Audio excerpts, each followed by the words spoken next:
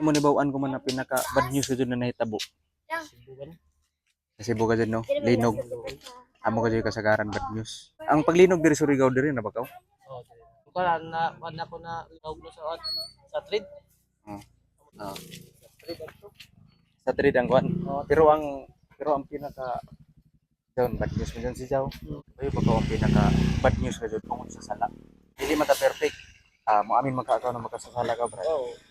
Palagi. Ako sad mo amin ako makasala. Sino pa yung pangalan mo? Loloy. Loloy, ako si Pastor Mike. Mo amin sad ako na ako makasasala. No? Although gibag-o lamang ta sa Ginoo. So, salamat sa Ginoo kay mo amin kaw. Kaya mo gibon taw wala ko ako nakasala. So mabaka ko ng pulong. So, kabay ba kaw ang pinaka bad news aside sa yung linog kining sala. Ingon di sa Roma 5:12 na. Ang sala kuno, ang sala pag nisulod sa kalibutan tungod sa usa ka tawo, kabalo naman ta kinsa ni si Adan og si Eva og ni kuya na pinistibok kalibutan. No? So mao gyud na ang sala. Og ingon di sa Roma 3:23, kuy ba ni kay ingon diha nakasala ang tanan og nahilayo sa Dios. Mao na ang pinakakuyba. Diya pa gyud bayad dinhi, penalty, may penalty. Ang sa Roma 6:23 na ang bayad kuno sa pagpakasala kamatayon, no? Magbayad pa kaw, mamatay pa kaw doble, no? Pero kini nga to lawas brad mas usa pa nato kaastig diri sa kalibutan, no? Kini na ko lawas. Mabuti sa panahon na mamatay ni sila. Oh.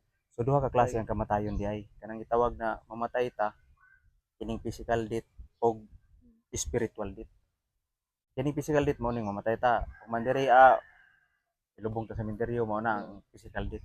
Pero ang pinakakuy ba brad kanang spiritual death. Nganong naa may spiritual death? Ang spiritual death katong mga tao nga wala mo pareha daw naghatagkog sa Ginoo man dili ni religion ha. Gidawat nimo. Maayo gidawat nimo. Kabalo ba ka magsugod ang spiritual death kanang mga tao na dili wala gidawat sa Kristo kanang gi-reject ba? Gi-reject niya ang kining mga ngani. Tuo ka kay Jesus. Dili ako ana di ko mo Ginoo. Diha magsugod ang spiritual death. Kung mamatay dahi ta brad na walay Kristo sa ato kinabuhi. Mo na luoy. Ingon sa Revelation ang spiritual death diha nimo makita ang wala nakasulat dito. Tambog sa linaw sa kalayo. So mao na siya ang kuiba. Mao na ang pinaka bad news kasi. Pero musir ko sa imo sabdang good news kay pas mo lang ko. Grabe ni Pastor. Bad news ra man kasi puro basin pagkamat dyan na ta. Dili. Yaoy good news brad. Ang pinakagana is ingon diya sa John 3:16, for God so loved the world that He gave His only begotten Son, that whosoever believe in Him should not be perish but have an everlasting life. No? English man na to, brad. Pero ato, Bisaya. Sa Bisaya ato, ubaron sa Bisaya, no? Kaya gihigugma kuno sa Dios pag ayo ang kalibutan, kinsa man nagpush kalibutan? Kita, mga tao. So gihigugma kapag ayo. Tungod sa iyang gugma kaluoy, iyang gipadala iyang bugtong anak. Tapos pag dala niya sa iyang bugtong anak, di gabi kalisod kaya mo naglukat sa atong mga kasalanan.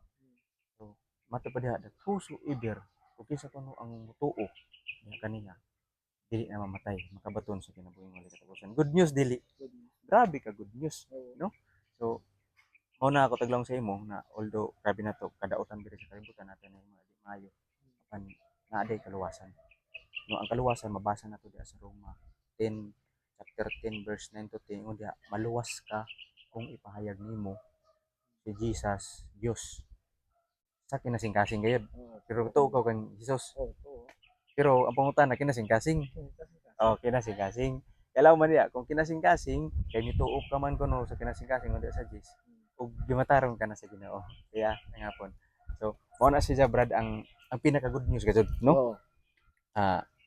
Hinaot na kinasing-kasing ang imong pagsaysay na mituo kaniya. Og naa security. Dili ra lamang na mituo kita tapos may assurance nimo di ako tuo di assurance pag mutuo ka ano sure ang kaluwasan ingon diha sa John 1:12 na may hinuon may mituo gitagaan og iyon mituo midawat kang Hesus ug gitagaan sila katungod na mahimong mga anak sa Dios. So kung kinasing-kasing mo pagtuo brad himo kang anak sa Ginoo, no? Dawat siya. Kabalo ba ka na sa ingana nga pamaagi makasulod gyud ta sa gingharian sa langit. Kining ato kini kita di ta kasulod pero makasulod ta tungod kay naa si Kristo sa ato kinabuhi. Amen. Pwede ko mag-pray mo, Brad. Isa pa itong pangalan? Loloy. Loloy. Pwede ko mag-pray mo? Oh. No? Lord, salamat Ginoo sa kinabuhi ni Brad Luloy. Bisa nakadisturbo mi sa ija sa lahat trabaho, Lord. Na hinaot Ginoo na dili na aksidente Ginoo. Na nakita mi diri sa dalan, Lord, na ikaw Ginoo ang among topic karon Ginoo. Hinaot Lord na pasaylo asa sa imong kasalanan kasi pagkamay hangtod sa pagkadako Ginoo. Asa siya moadto Lord may usang panalangin.